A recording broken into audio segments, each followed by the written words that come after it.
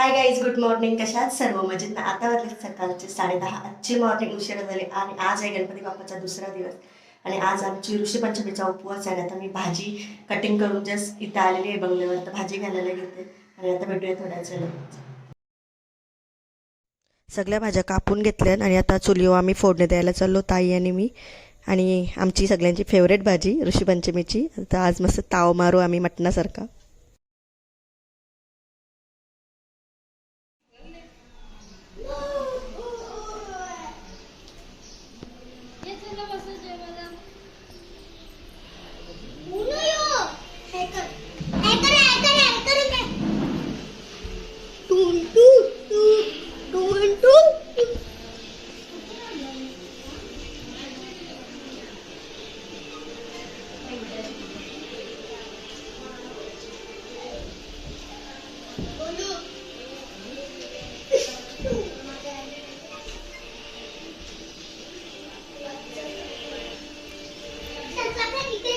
जाऊ नये सर अरे ये कपडे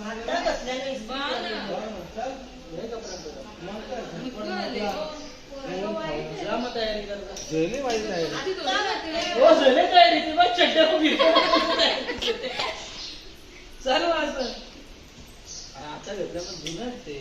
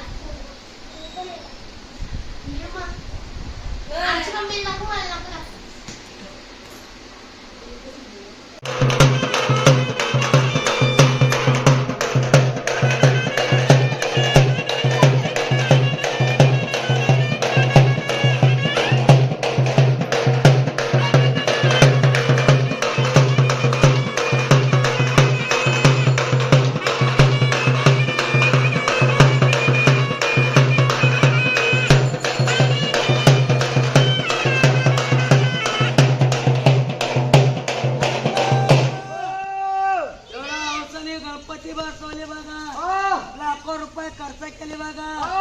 देव बाप्पाच्या नावाने 1,001 देणारे बघा. बंगल्यावाला बघा आम्ही बी वर्षातून एकदा 12 महिन्यातून एकदा.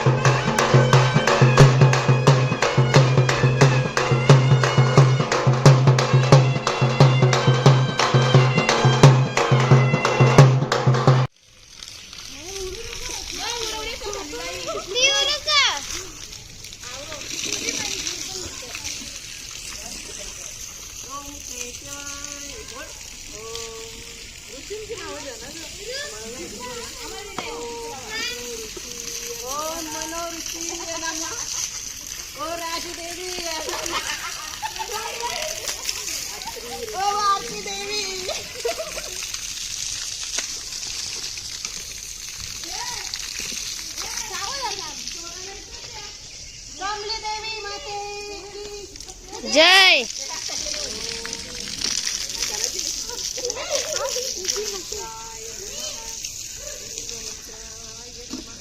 उतराय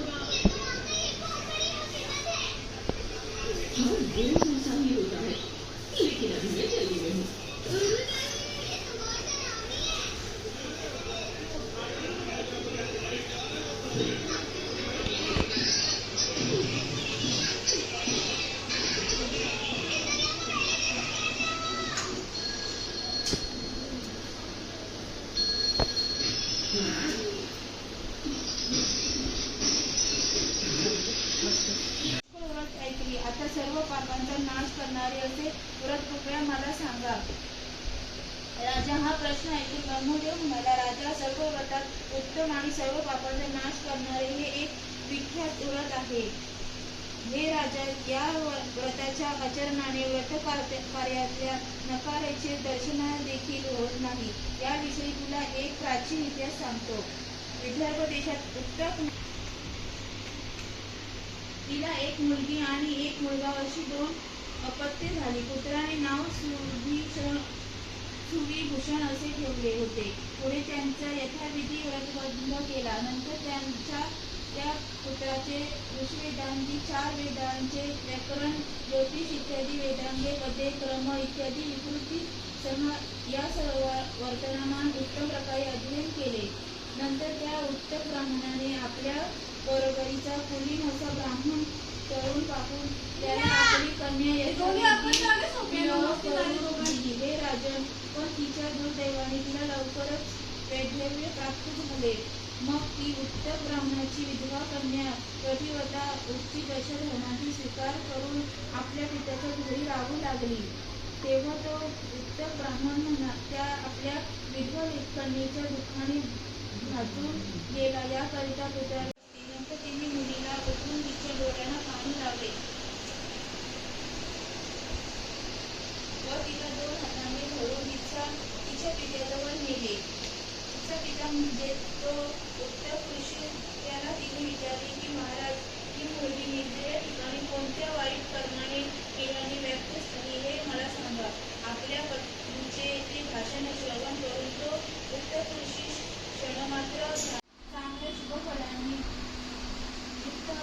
म्हणून अर्धदान करावे. अर्ध देण्याच्या मंडळाला अर्ध, कश्यप, अंत्री, भरद्वाज, विश्वामित्र, गौतम, जमन, वरिष्ठ हे 7 ऋषी सांगितले आहेत. मी दिलेले हे अर्ध गमन करतो आणि सर्व काळ माझ्यावर संपुष्ट राहतो. ह्या मंत्राने अर्ध देऊन हे आख्यान म्हणजे ऋषी पंचमी व्रताकथा श्रवण करावी. नंतर नाना प्रकारे संतांचा उत्सव करावा. या दिवशी सर्व काळ ऋषींचे ज्ञान करीत व्रतात राहावे. या विधीने हे चांगले व्रत आचरले करावे. जो ते व्रत आचरण करीत त्याला सर्व तीर्थांमध्ये स्नान केले ते पूर्ण व फळ प्राप्त होते आणि सर्व दान केल्यापासून जे पुण्य प्राप्त होते ते सर्व या एका व्रताच्या व्रतकाराचरणाने प्राप्त होते. जी स्त्री हे ऋषी पंचमी व्रत करते ती सर्व सुख भोगणारी स्त्री. उत्तम प्रकारच्या रूप सौंदर्याने युक्त असल्यास ती पुत्र व पुत्रादी संतती संपन्न होते. व लोकी सर्व सुखाचा उपभोग होऊन सर्वांगी सिंदूर सिंदुराची कंठी शोभे माळ मुक्ता फळांची. जय देव जय मंगळमूर्ती हो श्री मंगळमूर्ती. दर्शन मात्रे माळ सावळ मात्रे माळ कामनापूर्ती. जय देव गौरा गौरी कुमळा चंदनाची उडी कुंकुमेश्वरा. हिरे जडित मोड शोभ शोभरा रुंदी नुपुरे चरणी घागरिया. जय देव जय मंगळमूर्ती हो श्री मंगळमूर्ती. दर्शन मात्रे माळ सावळ मात्रे माळ कामनापूर्ती. जय देव लंबोदर पीतांबर परिवर वंदना. सर्व सोड वक्र तुंड त्रिनयना. सहस्रामाचा वट्टा भेसजना. संकष्टी पावावे निर्माणी रक्षावे सुरवर वंदना. जय देव जय मंगळमूर्ती हो श्री मंगळमूर्ती. दर्शन मात्रे माळ सावळ मात्रे माळ कामनापूर्ती. जय देव प्राणाती विक्राळ ब्राह्मणी माळा. विषय कंडकार प्रेमाची ज्वाला. लावण्य सुंदर मस्तकी बाळा. ते दुनिया जली वाहे झुलझुला. जय देव जय श्री शंकरा हो स्वामी शंकरा. आरती ओ वाळू भावती ओ वाळू कर्पूर गौरा. जय देव कर्पूर गौरा.